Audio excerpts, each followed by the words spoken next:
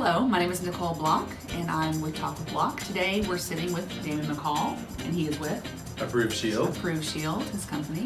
And we're working in collaboration with the Texas Apartment Association's Education Foundation, specifically their Room to Grow campaign, and we're collaborating with industry celebrities as well. So lots of different platforms that are coming together to just raise awareness about our industry and the wonderful people that we have working in it, like Damon here. So we're gonna get to know him a little bit better. So Damon, welcome. Thank you. I love doing podcasting, and especially video podcasting. It's always a really good time, so I'm really happy to be here with you. We're glad that you're joining us today. Yeah. So tell everyone a little bit about yourself, how you started in this industry, and kind of a quick little review of your industry experience. Well, first of all, I think multifamily is probably the best industry in the world, and I only wish that I'd known about it when I was younger, right? But I found out about it in college. I did a little bit of leasing in college, and then I worked in industry for a while, and then I came back to multifamily because I just loved it. I loved the people and the interaction, so I did leasing, and then I got promoted to a property manager, and then I became a regional manager, and then eventually after 10 years or so, I started my own business. Okay, so let's dissect that a little bit if you don't mind. So Sure. Let's go back to when you mentioned you were in college. Yep. And then you chose to go into the leasing position, which is I think what a lot of people their trek looks like. Yeah. What about the industry appealed to you specifically? Like, what was it that got you there, and what was it that keeps you there? The one thing that appealed to me the most was autonomy, right? So you go in and everybody has an understanding of what they need to do on site, and you're not sitting in an office doing a task that's really rote. Yeah. You're in an office and you're all trying to achieve a common goal, and you take people out and show them apartments, and it's all about building rapport, and that's what I really liked about it, was that there wasn't a whole lot of monotony to the job. It was always something different every single day. Well, and really, to the extreme, I don't think you ever see the same day twice. You No. know, and so I think that's definitely, talk about the opposite of monotony. So I think that sometimes that does affect the learning curve. You know, I do talk to a lot of leasing consultants when they're coming in and say, listen, you're never going to see the same day twice. Your learning curve, it's going to take a little bit. Yeah. However, the amount of time you're going to be able to sustain this career will be, really limitless because of that same thing. You know, because you're never going to be bored. Yeah, no, and you're not. You're never, ever bored. And you're right. No 2 days are the same ever. And there's always something that comes and throws you for a loop, right? Just when you think you've seen everything, you found out, no, you haven't seen everything. Your problem-solving skills get really sharp, right? Yes, they do. And the more you move up, the sharper they have to become. Yeah. Because what you think are bigger problems when you're a leasing consultant is a different set of problems than when you're an assistant manager. Absolutely. So, and they just change and grow. Well, and the versatility though, Damon, with your skill set. You know, and I think as any of the some of the people sitting on the audience, they might be just coming out of high school, just coming out of college, or maybe they want a career change, and they're all different skill sets out there. So one of the purposes of this podcast is to show how versatile this industry is, and you'll be able to hone any skill you want to, if you're going to put in the time and the work. Right. So fantastic. So you went all the way through a regional manager. So how long were you on site or in an operator's role, Damon? Total, I was probably on site for about 5. Okay. And then I spent the next probably close to 10 as a regional. Okay. Yep. So hands down, my favorite jobs though were leasing apartments, right? So leasing and property manager were my 2 favorite jobs. Yeah. I enjoyed being an assistant, that was great, but it was more back office and I wanted to be front and center. So is that what appealed to you, would you say, as far as between the leasing consultant position and the property manager, those characteristics as far as like being out front and center? Correct, yeah. And so to your point about there's something for everybody, there are people that love back office, right? Absolutely. And you still have to be out as an assistant manager. You're still out and front and center in some ways, just not as much. Yeah. And so for me, I just enjoyed the getting to chat with people and win over new friends. And then what I loved was, especially on a small property, like my first property was 152 units. So on 152 units, I knew everybody that lived there. After I worked there for about a year, I had either leased to them or they had lived there for some length of time. And so walking around on property, I would say, hey, and I knew everybody by their first name, and it was fantastic. Well, the sense of community is really there, And interestingly enough, and I'd love to get your opinion on this, so, there's all different size apartment communities. Do you find that it's more difficult to work on a smaller community or on a larger community? Smaller community, absolutely, hands down, every single day. I think about that. I think sometimes people have that misconception that, it's fewer units, but you wear more hats. Yes. Yeah, you truly have to do it all. It's interesting. So I've started as a leasing consultant as well, all the way up into an area vice president role. And it's just interesting, that misconception of like, oh, I'm going to go to a smaller property because it's going to be easier. Yeah, right? Well, and that perception exists out there today, right? Among really experienced it just won't property die. managers. I don't understand. I don't know it either, but if you go and take over a smaller property, they'll say, oh, it's going to be so great, it's going to be so easy for you, and no, it's not. I think it is harder, because you are right. There's usually, depending on the size of the property, there's 1 or 2 people. You might be the one person. It does everything. Right? Yeah. Or you may have a part-time person that comes in sometimes, or you may have a full-time second person. But, the thing that people don't take into account, I think, a lot of times is that everyone has to have days off, right? So you don't work 7 days a week. Right?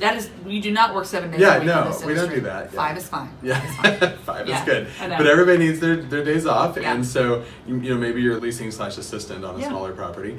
That person might be taking Tuesday, Wednesday off, or Sunday, Monday, or who knows, but there's at least a couple of days you're on site by yourself, and things still have to get done. Well, and I think that, to our point about versatility, this is a 24/7 business. We are working where people live, so you also have more flexibility in your schedule. So if we have someone that's here in high school that's listening and wants to go to college, you have the potential to take 2 days off during the week on those days going to school, etc. So there's flexibility as well. But I just wanted to gauge your opinion on that. Well, I just have to, on that point, yeah, I just have to say I loved taking Tuesday, Wednesday, or Wednesday, Thursday off, because I got so much done, right? I could go to the doctor, I could do my shopping, because everybody's open, everyone's at work except you, and so you can get all the things done you want to get done. I loved it. Hey, versatility. Yeah. So you were on site, and thank you for sharing all of that. But let's talk about what you looked at that was missing, because you started your own company, which is a fantastic feat, so congratulations. Thank you. And you're going to talk through what you saw our industry was lacking,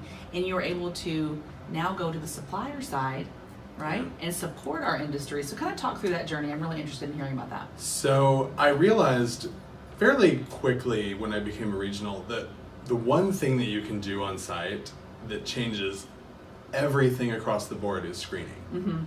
If you are making sure that the people that move in meet the qualifying standards for the community, you have much easier day-to-day operations. Sure. So realizing that fraud was on the rise, and with everything being online, there's less personal interaction to verify and make those relationships. Correct. Yeah. And so there has been, with technology being more in the forefront for everyone, and everyone having easier access to technology, it became easier, I think, for people to work the system to benefit themselves and hide information that maybe they didn't want you to know about. Yeah. And so I started realizing that, and I'm such a doe-eyed individual. I think sometimes whenever he blinks. I don't know if you guys could see that. He's doe-eyed and blinking. Right. but it never occurred to me that somebody would do that. Yeah. Right. I thought, oh my gosh. Until you see it at a regional level, then you're going to see every property in your portfolio. So it's going to be a much wider variety. Right. Yeah. So as a regional, I started thinking to myself, okay, what is the common denominator here? Why are we having evictions pop up? And I started to realize that we needed to take a deeper dive into looking at making sure that we're not setting people up for failure when they move in and letting them take an apartment that's maybe more than what they can afford. Yeah. Or making sure that the information that they're providing us is legitimate. Yeah. And so being on site and it being so technical, you are fairly limited in the tools that are available to you to mitigate fraud and to realize or to make a judgment call on, hey, this is real, this is not real. Yeah. Let's take a pay stub, for instance. How do you know it's not real? Yeah. Right?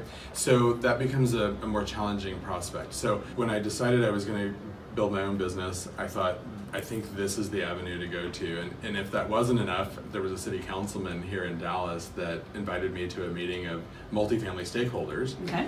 And what he wanted to solve was the problem of transiency between communities.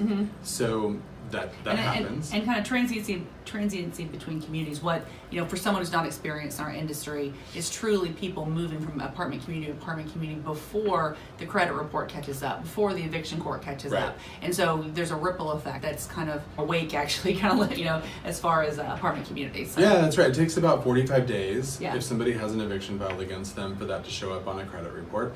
And so what happens in that 45 days? Somebody takes advantage of that window and they might move across the street or down the road.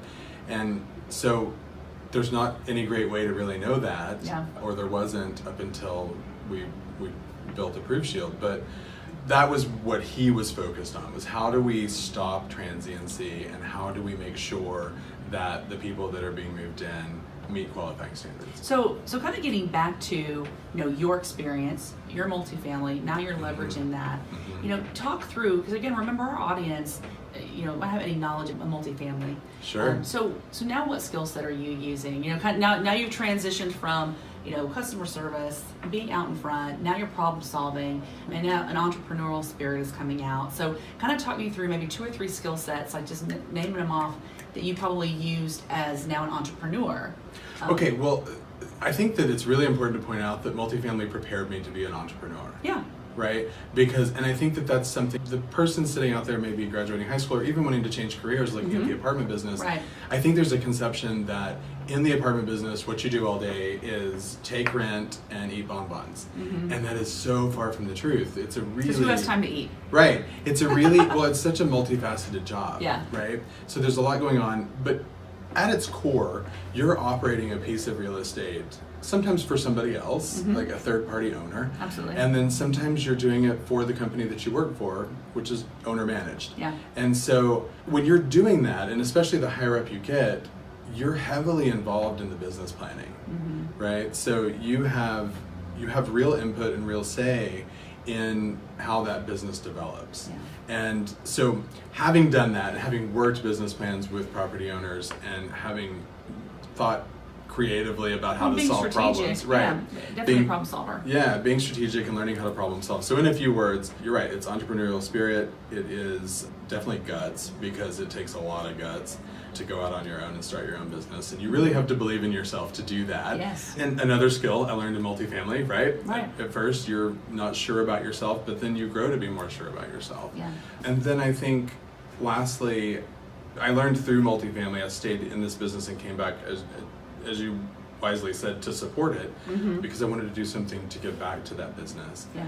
And so I think that all of those things sort of led me full circle to creating ApproveShield. Yeah, well, and I think that your story is definitely unique to you, but not uncommon, because people that spend any amount of time in this industry find their path if they're looking for it. Yep. There's so many avenues that you can take, whether you're, again, passionate about bookkeeping and strategy, or you're passionate about customer service, or you might be passionate about fixing, just fixing appliances, or fixing air conditioning units, and anything that's, keeping up the aesthetic of a community. So I think that, really lends itself to lots of careers unfolding. Yeah, multifamily is a microcosm of all jobs that exist in the world. A home. I mean, it's built on homes, and everything is so. You can have carpentry, versatile. you can have repair, you can have business, sales. I mean, leasing is sales, and you're primarily you're selling you. Yeah. Right. I'm a firm believer that people lease from leasing agents. They don't lease from apartment communities. Yeah. Well, I think that your story I love as well, because